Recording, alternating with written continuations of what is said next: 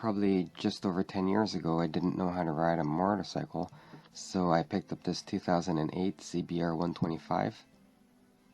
Not that I know how to ride a bike now, but I've definitely come a long way.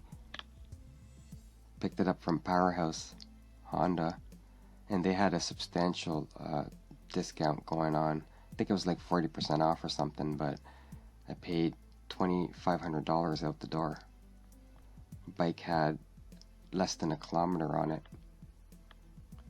It's a single cylinder, 4-stroke, liquid cooled. It's got fuel injection, 6-speed manual transmission. Super reliable and efficient, but the bike has no power, so I prefer to take it off-road. So since I'm off-road as much as I'm on-road, I figured it'd be a good idea to get some dual sport tires. You can see a comparison here between the OEM tire and the Kenda K270. The one on the left is for the rear, it's a 5.1. On the right is a 4.6 for the front, which fits good without the mud flap in the front. But on the rear, you gotta get a new chain because the OEM chain is just not long enough.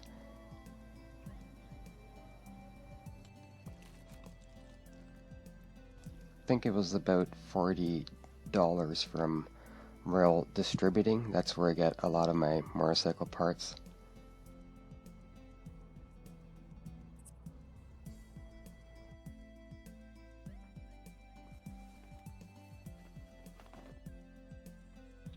There's only about 1 or 2 millimeters of space between the fork and the widest part of the tire.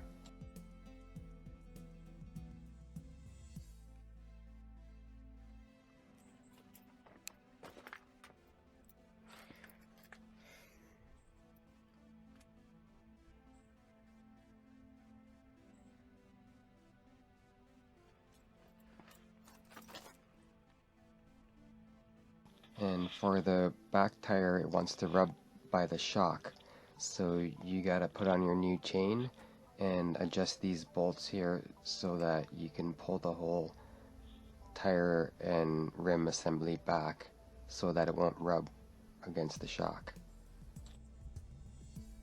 Hardest thing was getting that tube into the rim without pinching it, because I did that a couple times, and when you pinch it, it's just gonna leak, and then you gotta do it all over again. So you gotta be very careful when you're putting the tube into the rim that you don't pinch it. Currently I got IRC tubes in the front and rear of my motorcycle. This counteract tube is really nice. I have it as a backup. A little more expensive, but a better tube. Why somebody would want to put tubes in a tubeless motorcycle?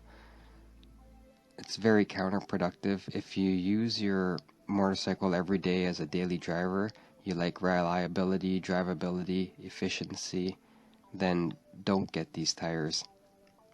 But if you drive your bike sometimes, you want a custom bike that looks good, you want to go off-road and hit the trails, you're not worried about top speed so much, then I highly recommend getting these tires.